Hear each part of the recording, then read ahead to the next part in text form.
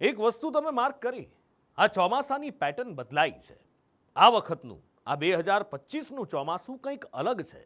આ વખતે એક ખતરનાક પેટર્ન જાણે મેઘરાજાએ અપનાવી હોય એવું લાગી રહ્યું છે, કારણ કે જ્યાં વરસે છે ત્યાં તૂટી પડે છે અને ગણતરીના જ કલાકોમાં એવો કહેર વરસાવે છે કે બધું જ બરબાદ કરી નાખે છે. નદી નાળા તો છોડો, રોડ રસ્તા પર જાણે પ્રલયનું પૂર આવી ગયું હોય એવું લાગે છે. આફતના પાણી ઘરવખરી વેપારની સાથે જિંદગી પણ તાણવા લાગ્યા છે. અને આજે ફરી આવી જ પેટર્નમાં રાજકોટમાં વરસાદ પડ્યો. ગણતરીના કલાકોમાં તૂટી પડતો મેઘો, જ્યાં વરસે ત્યાં જળ પ્રલય લાવતો મેઘો, વેપાર, ઘરવખરી અને જીવ તાણતો મેઘો.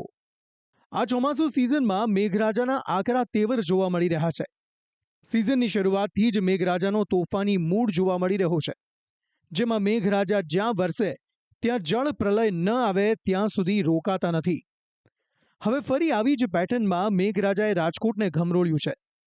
બપોર બાદ એકાએક તૂટી પડેલો વરસાદ રાજકોટ શહેર પર એવી રીતે ત્રાટક્યો કે 1 કલાકમાં 3 ઇંચ વરસાદ ખાબકી ગયો.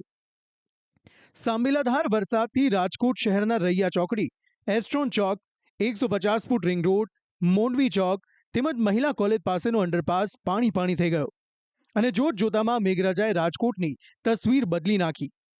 1 કલાક પહેલા જ્યાં પાણીનું નામો નિશાન ન હતું, ત્યાં હાલ 1 થી 1.5 ફૂટ જેટલા પાણી ભરાઈ ગયા છે.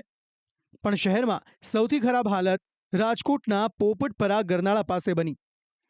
એકાએક તૂટી પડેલા વરસાદે રાજકોટને પાણી કરી નાખતા નીચાણવાળા વિસ્તારોમાં આવેલા પોપટપરા ગરનાળામાં પાણીનો જમાવડો શરૂ થયો.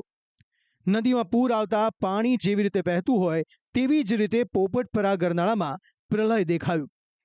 જોકે આ જ સમયે શહેરના BRTS બસના એક ડ્રાઈવરે એવી ભૂલ કરી કે કેટલીક જિંદગીઓ આ ધસમસતા પ્રવાહમાં ફસાઈ ગઈ. BRTSના બસના ડ્રાઈવરે નાળામાં પાણી ઓછું જોતા બસ અંદર ઘુસાડી.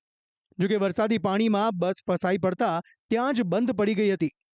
બીજી બાજુ નાળામાં ધીરે ધીરે પાણીનું સ્તર વધતું ગયું. 1 ફૂટે દેખાતું પાણી થોડીક જ મિનિટોમાં 2.5 ફૂટને ક્રોસ કરી ગયું. નાળું સ્વિમિંગ પુલ બનતા બસના ડ્રાઈવર અને મુસાફરોના જીવ તાળવે ચોંટ્યા હતા. સ્થિતિની ગંભીરતા જોઈ સ્થાનિકોએ ફાયર બ્રિગેડને બોલાવી. જોકે આવા સમયે થોડી પણ વાર જિંદગી લઈ શકતી હતી, એટલે ફાયરની ટીમ પહોંચે તે પહેલા જ સ્થાનિકોએ રેસ્ક્યુ શરૂ કર્યું અને બસમાં સવાર તમામ લોકોને ધસમસતા પાણીમાંથી બહાર કાઢ્યા. રાજકોટમાં ભારે વરસાદના કારણે અલગ અલગ વિસ્તારોમાં જળબંબાકાર થયું છે. સાથે જ પોપટપરાના નાલાની અંદર પણ ભારે પાણી ભરાતા બસ ફસાઈ ગઈ છે અને બસના ડ્રાઈવર આપણી સાથે છે.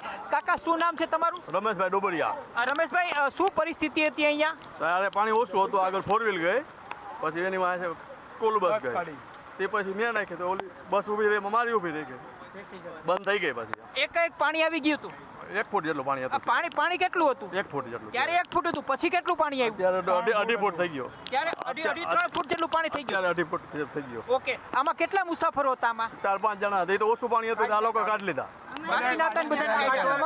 આ લોકો લોકોએ બસમાંથી કાઢ્યા. તમે કઈ રીતે નીકળ્યા કાકા? અમને આ છોકરાઓ બચાવ્યો, 2 જણા કઢાવ્યા. તમને પણ અહીંયા લોકોએ બચાવ્યા છે તમને? બસમાં સવાર તમામ લોકોને બહાર કાઢી લીધા બાદ ફાયરની ટીમે ધસમસતા પાણીમાંથી બસને બહાર કાઢવાના પ્રયત્નો શરૂ કર્યા. આમ બપોર બાદ તોફાની મેઘાએ રાજકોટને ઘમરોળવાનું શરૂ કર્યું હતું, જેમાં ગણતરીના કલાકોમાં ખાબકેલા વરસાદે લોકોના જીવ તાળવે ચોંટાડી દીધા. રાજકોટ શહેરની સાથે ધોરાજી પંથકમાં પણ આફતનો વરસાદ ખાબક્યો હતો. 2 કલાકમાં 2.5 ઇંચ જેટલો વરસાદ પડતા ધોરાજીના અનેક રોડ રસ્તા પાણી થયા હતા. રાજકોટ જિલ્લાના ધોરાજીની વાત કરીએ તો ધોરાજીમાં બારે માસ ખાંગા થયા તેવી પરિસ્થિતિ પણ પામી છે. ધોરાજીમાં 2 કલાકમાં ધોધમાર વરસાદ થયો છે. તમે દ્રશ્યમાં જોઈ શકો છો કે ધોરાજીના તમામ વિસ્તારો છે પાણી થઈ ગયા છે અને ધોરાજીમાં 2 કલાકમાં 2.25 થી 2.5 ઇંચ જેવો વરસાદ પડી ગયો છે. અને ધોરાજીના સ્ટેશન રોડ હોય, જુનાગઢ રોડ હોય, જમનાવાર હોય, જેતપુર રોડ હોય કે ચકલા ચોક હોય, જેવા વિસ્તારોમાં પાણીઓ ભરાઈ ગયા છે અને હાલ નદી નાળા જેવી પરિસ્થિતિ પણ પામી છે. આમ રાજકોટમાં એકાએક બપોર બાદ આફતનો વરસાદ ખાબક્યો હતો, જેણે ગણતરીના કલાકોમાં શહેરને પાણી કરી નાખ્યું.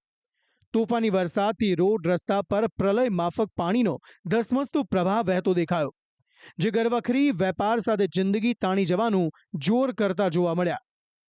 જોકે આફત કહેર મચાવે તે પહેલા મેઘરાજાનો મિજાજ બદલાયો અને રૌદ્ર રૂપે વરસતા મેઘરાજા શાંત પડ્યા અને રાજકોટ વાસીઓને મોટી રાહત મળી.